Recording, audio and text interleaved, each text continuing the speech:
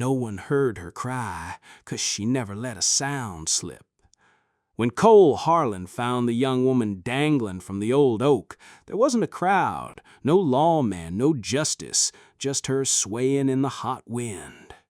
Her boots were twitching, not the kind that means a soul's already gone, but the kind that begs the world not to look away.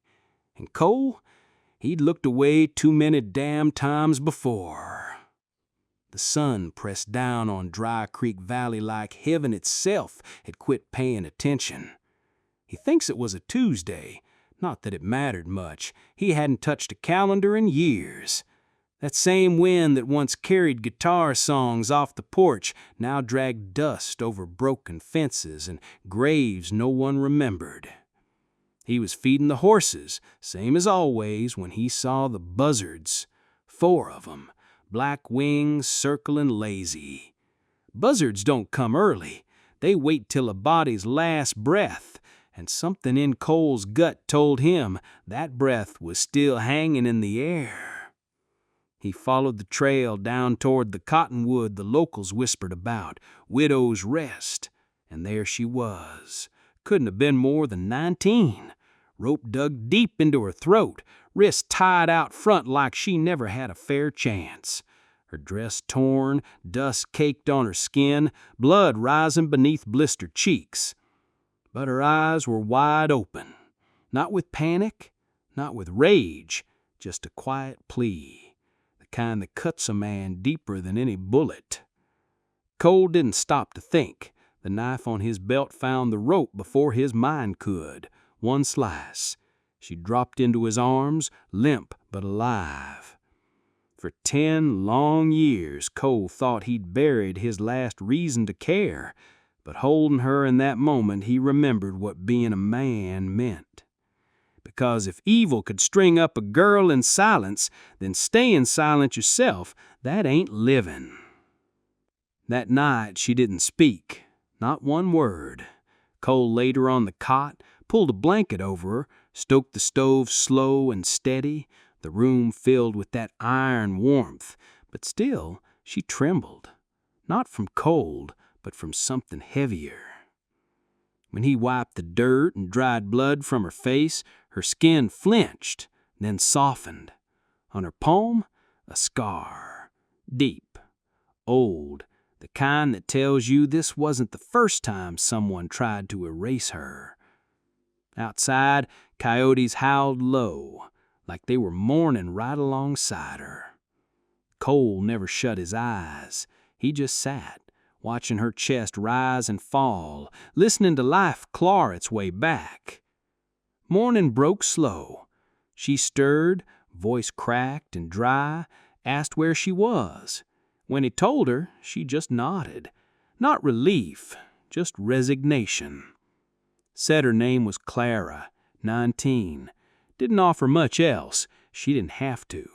Her bruises already told half the story. But then she looked him dead in the eyes and whispered something that knotted his stomach.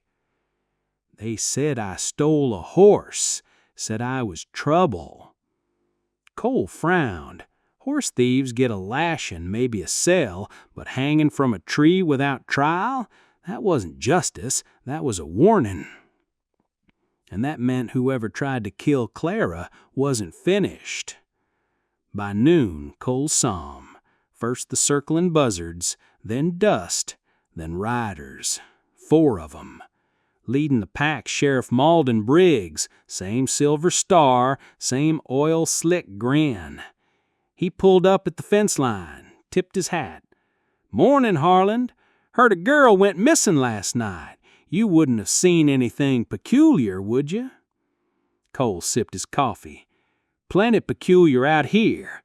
Coyotes been howling more than preachers lately."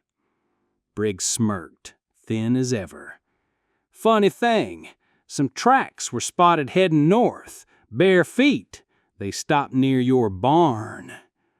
Cole didn't blink.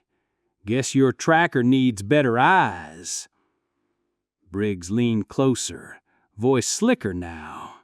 "Just so we're clear, harboring a thief makes you part of the problem." Cole stared back the way a man stares at thunder, wondering if it's worth bringing in the laundry. Briggs spat, tipped his hat, and rode off slow. Too slow, like he wanted the warning to sting. Inside, Clara was already sitting up, eyes sharp now.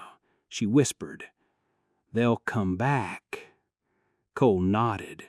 "Yeah, and next time they won't be asking." Her face didn't flinch. She said, "Then we'd best be ready." That night, under a fading sun, Cole dug up what he swore he'd buried forever, an old chest. Not medals, not memories. Tools, wire and powder, and war gear from days when men spoke with fire instead of words. Clara stepped closer. "You were a soldier." Cole shook his head. "No, just a man who ran out of talk." They spent the night laying traps, stretching wire, rigging lanterns to throw shadows instead of light. Every hammer strike rang like a hymn of regret and defiance. After midnight, the smell came. Smoke, then torches, moving steady across the ridge. Sheriff Briggs wasn't asking anymore. Clara's voice was soft but steady. "If we run, maybe we live." Cole stared at the fire crawling closer. "We don't run, not anymore." The flames met the traps first. Explosions cracked the dark wide open. The barn lit up like Judgment Day. Shadows of man stumbling through dust and fire. Cole and Clara stood shoulder to shoulder, rifle in one hand, grit in the other. They didn't shoot to kill at first. They shot to remind. Silence ain't surrender. Some of Briggs' men ran. Some didn't. Briggs himself never crossed the gate. By dawn, the land was scorched but standing. Clara pressed a cloth to a cut on Cole's arm. "You think it's over?" she asked. Cole shook his head. "It's never over. But maybe now it can start again." She smiled, just enough, packed her bag. She had somewhere to be. Cole watched her ride out, and for the first time in years, he didn't feel forgotten. Some tales end in silence, some in fire, but the ones worth remembering end in choice. So let me ask you, what would you have done? Would you stand your ground with flames on the horizon, or walk away and hope another soul carried the weight? If this story struck something in you, drop a comment below. I'd love to hear your take. And don't forget, hit that like button and subscribe so you don't miss the next ride. Out here, the wind don't forget, and neither should we.